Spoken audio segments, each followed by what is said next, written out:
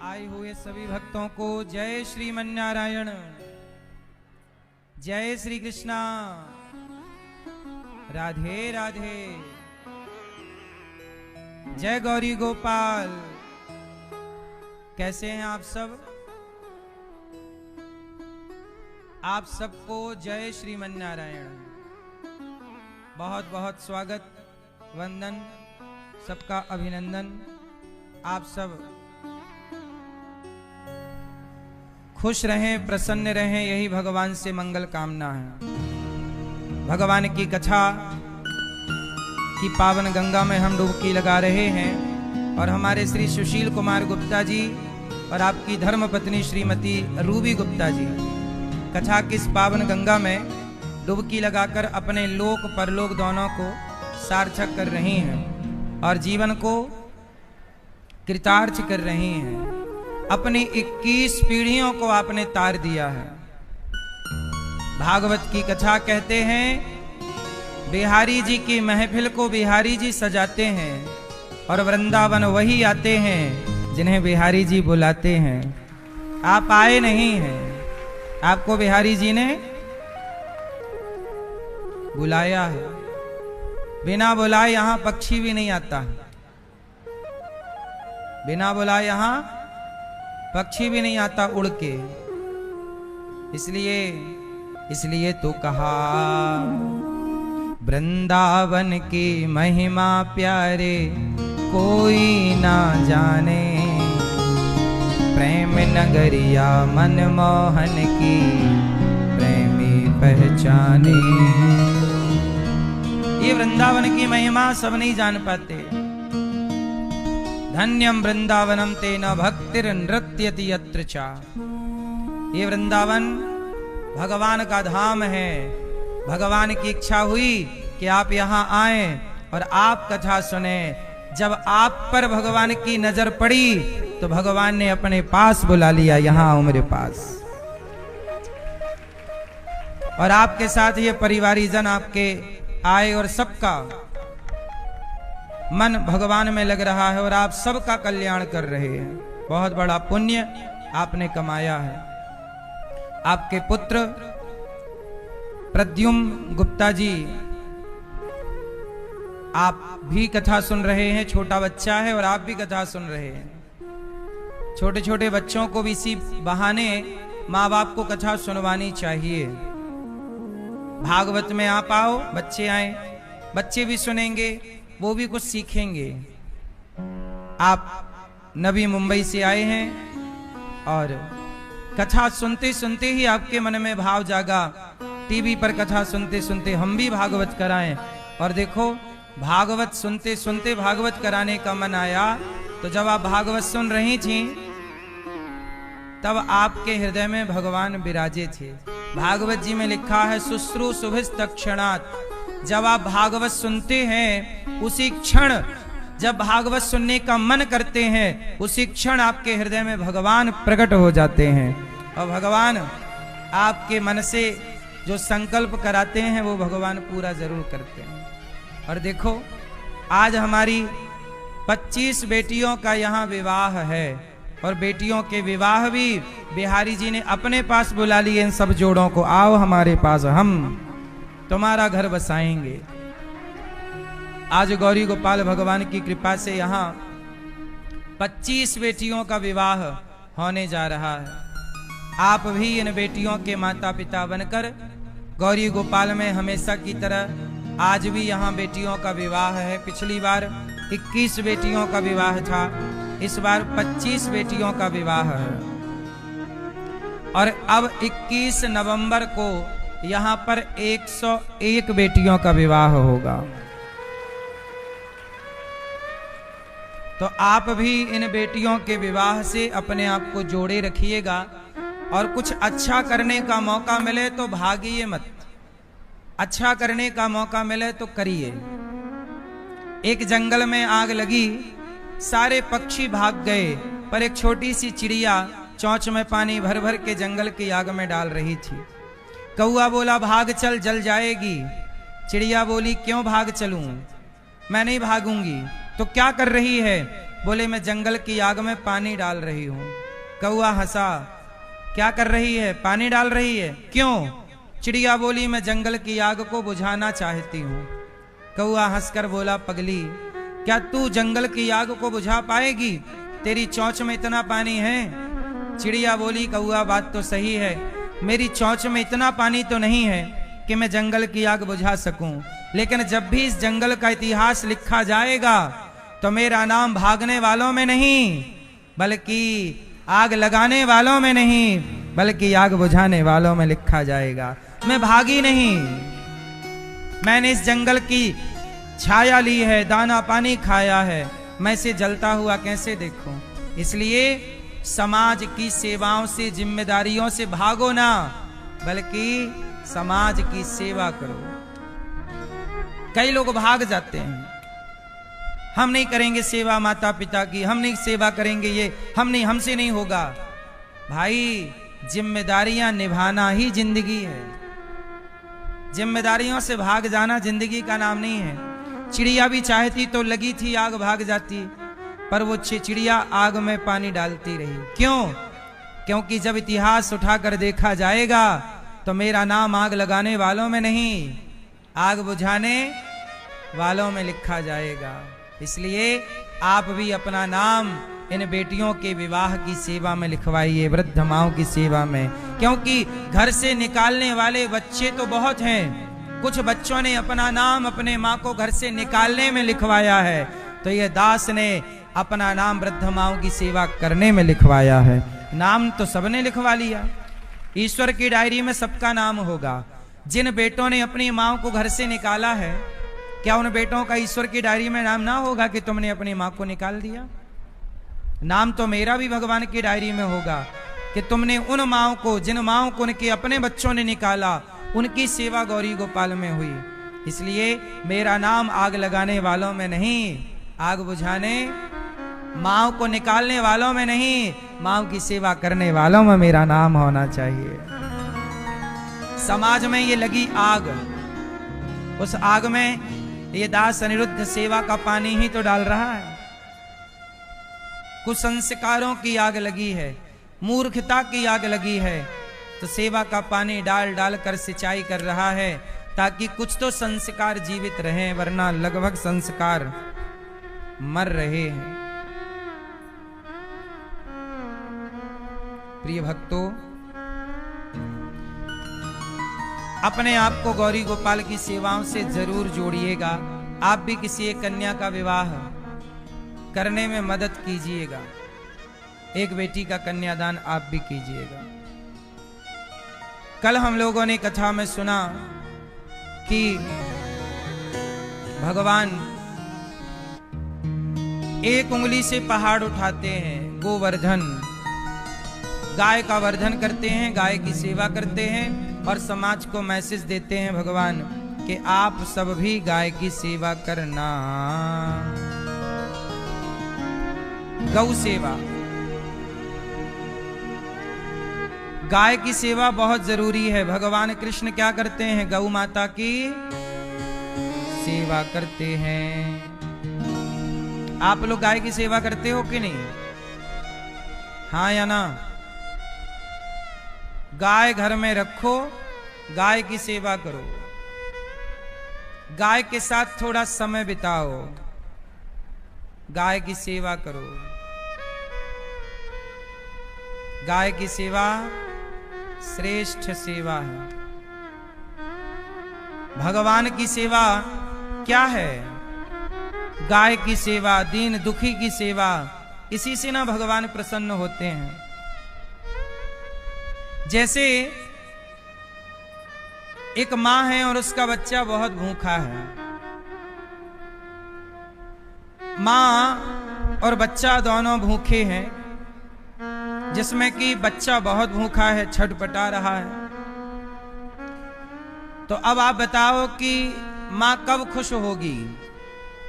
जब मां को भोजन कराया जाए तब, या बच्चे को भोजन कराया जाए तब? पहले किसे भोजन कराएं? मां कहेगी कि मुझे बाद में कराना, मैं नहीं खाऊंगी तो भी चलेगा, मेरे बच्चे के लिए जरूर दीजिए। जैसे माँ बच्चे की तृप्ति से, संतुष्टि से, बच्चे की खुशी से खुश होती है, ऐसे भगवान भी भक्तों की खुशी से खुश होते हैं। और माँ बच्चे के दुख से दुखी होती है, ऐसे भगवान भी भक्तों के दुख से दुखी हो जाते हैं। इसलिए भगवान ने गायों की सेवा करके समाज को गौ सेवा का मैसेज दिया है। इसके बाद भगवान ने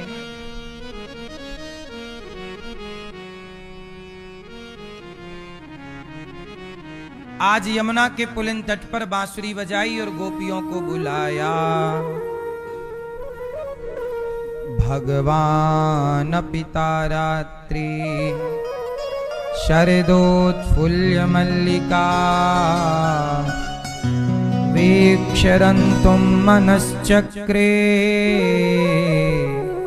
योगमायामुपाश्रितः।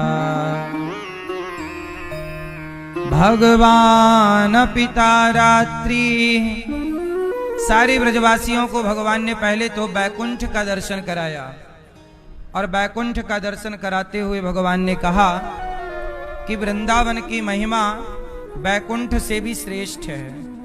ब्रजवासियों को बैकुंठ का नंद बाबा को वरुण देवता ले गए लाए और बैकुंठ का दर्शन करके ब्रजवासियों ने कहा कि हमें जितना सुख वृंदावन में है इतना बैकुंठ में नहीं। वृंदावन की महिमा प्यारे कोई ना जाने। तो वृंदावन की महिमा बड़ी निराली है। आज भगवान ने बांसुरी बजाई।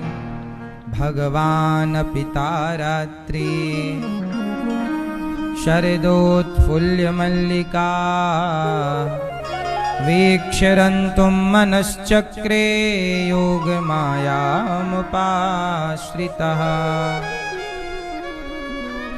भगवान पिता रात्रि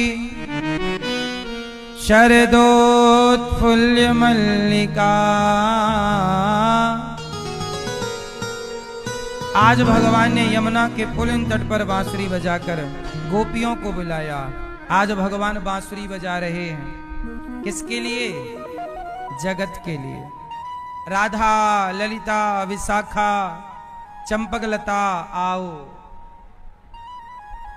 मैया थोड़ा शांत रहो मेरी माँ, सब लोग चुप रहो, शोर ना करो, शांत रहो सब लोग, शांत करो सबको। मैया आज भगवान ने बांसुरी किसके लिए बजाई? गोपियों के लिए। राधा, ललिता, विशाखा, चंपकलता आओ, सब आओ, सबको बुलाया। बांसुरी बजी, गजब की बांसुरी बजती है वृंदावन बसैया की। करूं तारीफ मुरली की या मुरली के बजैया की। जहां चलता ना काम तीर और कमानों से, वहां बातें होती मुरली की तानों से। गजब की बांसुरी बजी, वृंदावन बंसी बजी, मोहे तीनों लोक, सब मोहित तो हो गए। जब बांसुरी बजी तो शंकर जी दौड़ पड़े।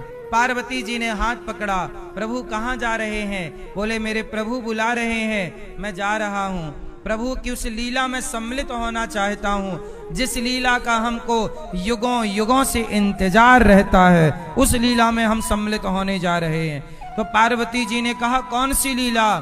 तब भगवान शिव ने कहा कि आज प्रभु रास लीला कर रहे हैं, जो कि अनेक युगों में, मतलब बहुत युगों युगों के बाद ये लीला कभी कभी होती है, हर युग में ये लीला नहीं होती। तो शंकर जी दौड़ पड़े। पार्वती जी बोली ऐसे ना जाओ। क्यों? शंकर जी बोले मुझे जाना है। नारद जी दौड़ पड़े। पर ये सबकी समस्या ये थी कि ये सब इस रूप में जा नहीं सकते थे, क्योंकि वहां सिर्फ गोपी भाव की एंट्री थी। भगवान ने जब रास रचाए तो गोपियों को बुलाया, राधा ललिता विशाखा आओ। गोपी मतलब कौन? आप बताओ गोपी किसे कहते हैं? गोपी किसे कहते हैं? किसे? दादाजी बताओ गोपी किसे कहते हैं? गोपी किसे कहते हैं? हैं? गोपी का मतलब है गौ मतलब इंद्रियां। गो मतलब जैसे आपकी इंद्रियां हैं। आपकी कितनी इंद्रियां होती हैं भाई? आपकी कितनी इंद्रियां हैं? 5। आपकी कितनी इंद्रियां हैं?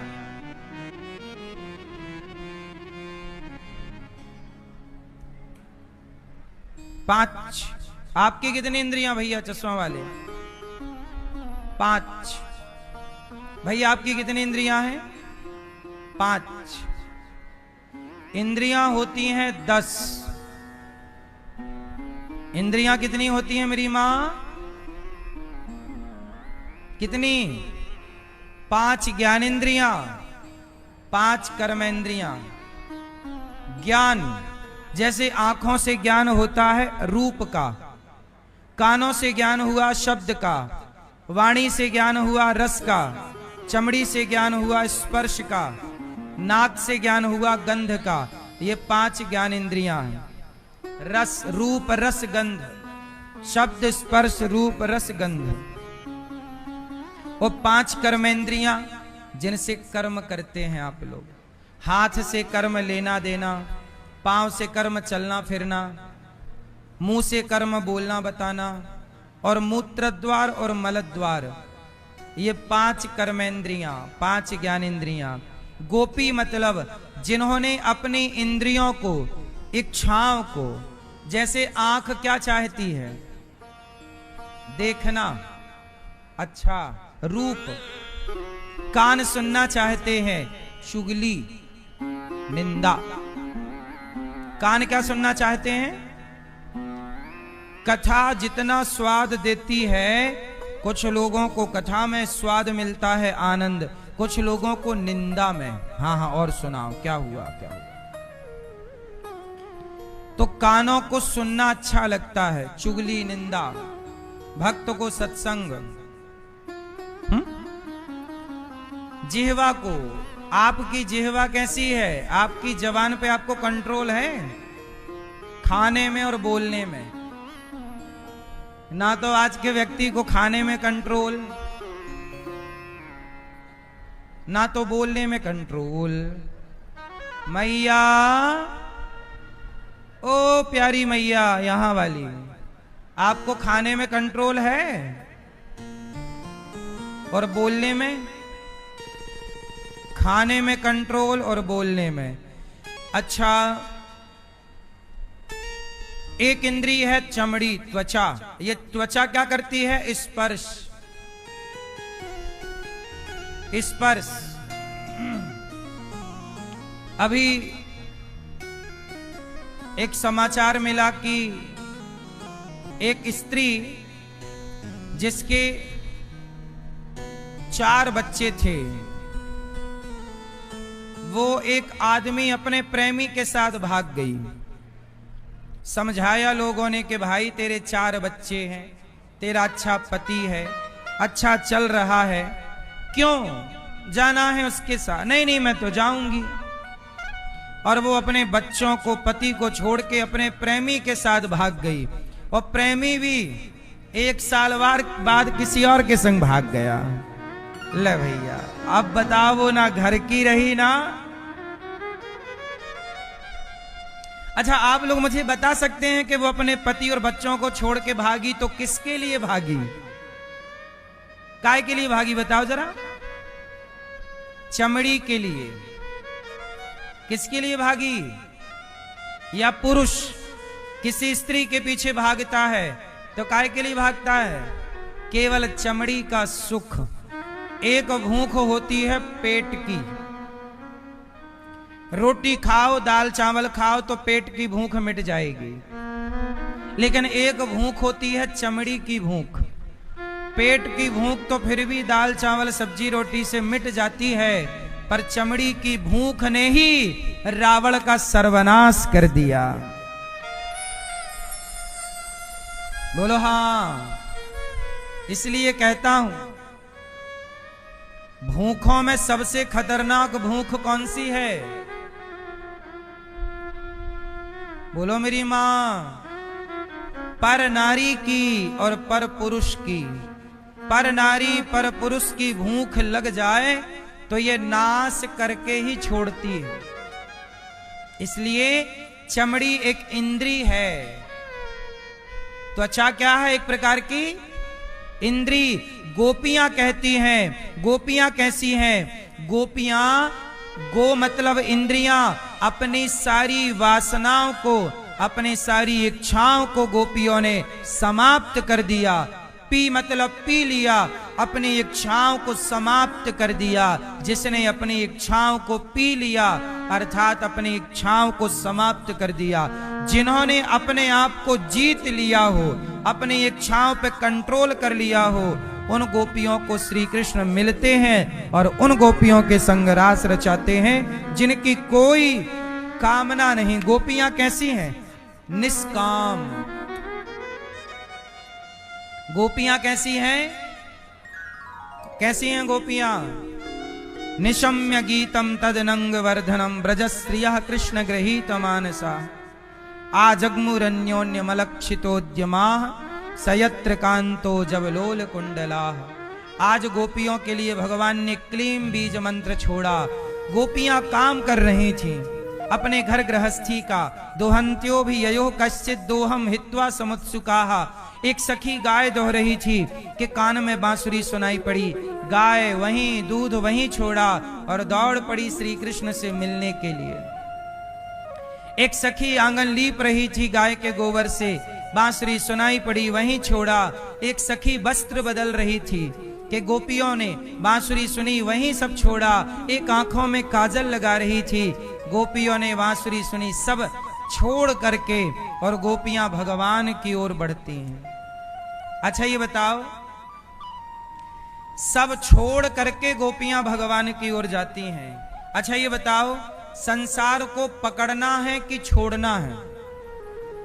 उत्तर दो। जगत को पकड़ने में, अच्छा बताओ, सुख कहां है? पकड़ने में सुख है कि छोड़ने में? अच्छा आप सब लोग अपना एक हाथ पकड़ो, दूसरे हाथ से ऐसे पकड़ो, जोर से मैया पकड़ो, जोर से।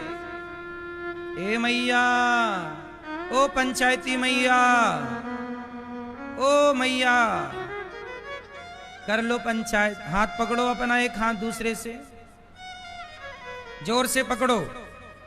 पीले भैया आप नहीं पकड़ेंगे,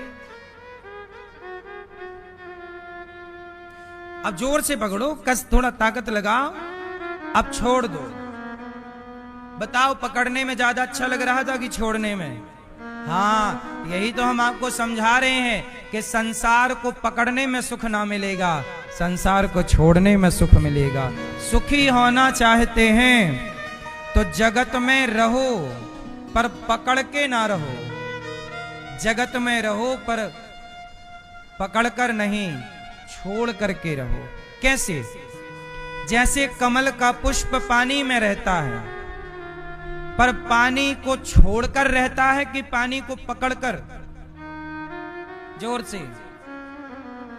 कमल का पुष्प पानी से अलग है, पानी में रहता हुआ भी पानी से, बोलो हाँ, कमल का पुष्प पानी में रहता हुआ भी पानी से अलग है।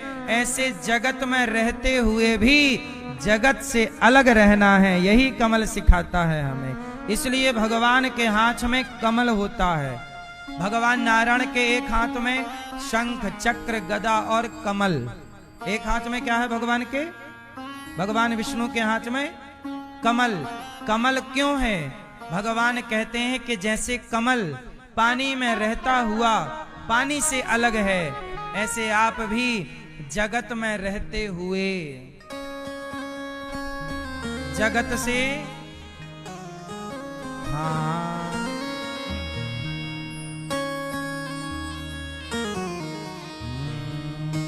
जो जग में रहूं तो ऐसा रहूं जैसे जल में कमल का फूल रहे।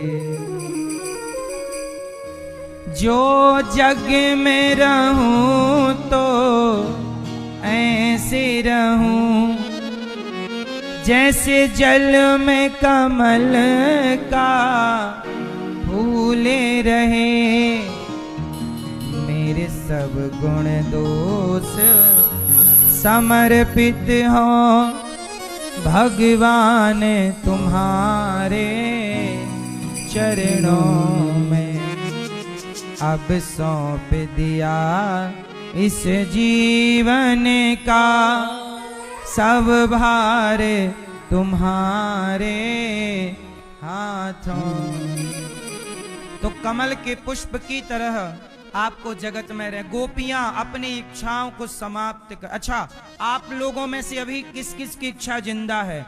आपकी इच्छा भी जिंदा है कि मर गई है? मर गई? अभी जिंदा? अच्छा, बेहोश है।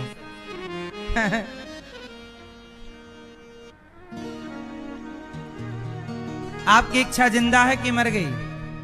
इच्छा सब तरह की इच्छाएं हो सकती हैं, खाने की, देखने की, छूने की, कुछ भी इच्छा, सब कुछ इच्छाएं हैं।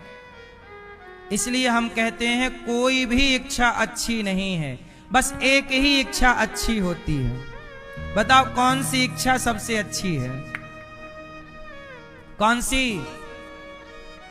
सी इच्छा अच्छी होती है भैया? पीली मैया बताओ कौन सी?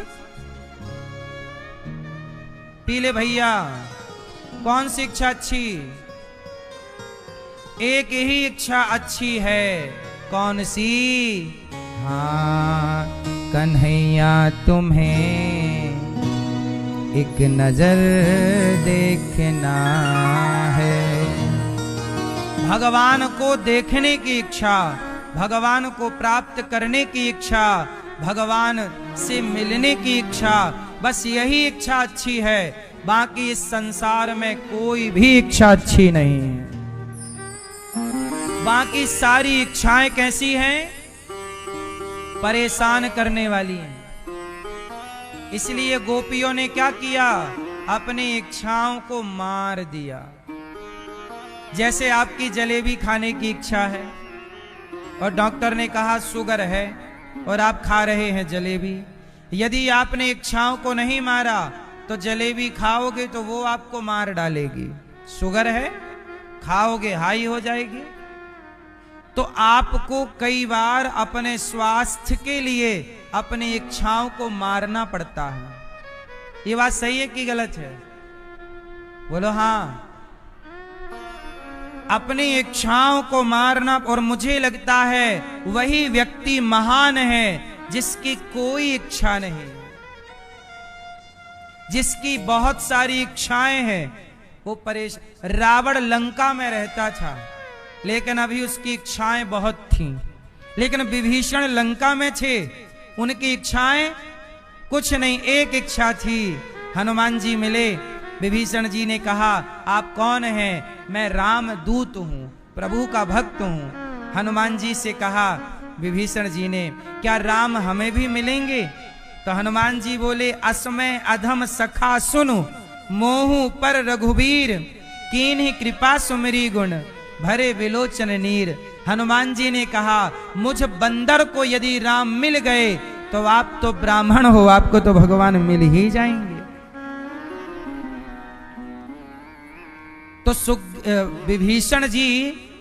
विभीषण जी लंका में रहते हैं पर उनकी कोई भी इच्छा, एक इच्छा है प्रभु से मिलने की। इसलिए रावण की बहुत इच्छाएं थीं तो लंका भी जल गई, और विभीषण की कोई इच्छा नहीं थी तो भगवान भी मिले और संसार का सुख भी मिला। इसलिए भगवान की इच्छा ही सबसे उत्तम इच्छा है। बाकी इच्छाओं का तो कभी कोई अंत ना होना है। किसकी इच्छा पूरी हो गई? एक का नाम बताओ मुझे, बताओ, नाम बताओ, किसकी इच्छाएं पूरी हो गई? आप लोग भी, आपका लड़कपन समाप्त हो चुका, आपकी धीरे धीरे जवानी समाप्त हो रही है, धीरे से बुढ़ापा समाप्त हो रहा है। आपका लड़कपन चला गया, जवानी चली गई, बुढ़ापा समाप्त होने को आया, पर आपकी इच्छाएं अभी तक समाप्त। इसका मतलब ये है कि इच्छाओं का पेट कभी भरता ही नहीं है। इसलिए कहता हूं मेरी मां, इच्छाओं के अधीन मत बनो, इच्छाओं के गुलाम ना बनो। गोपियां यही तो बताना चाहती हैं कि हमारी एक इच्छा है। काम सारा करती हैं गोपियां, पर जब बांसुरी बजी, प्रभु ने पुकारा,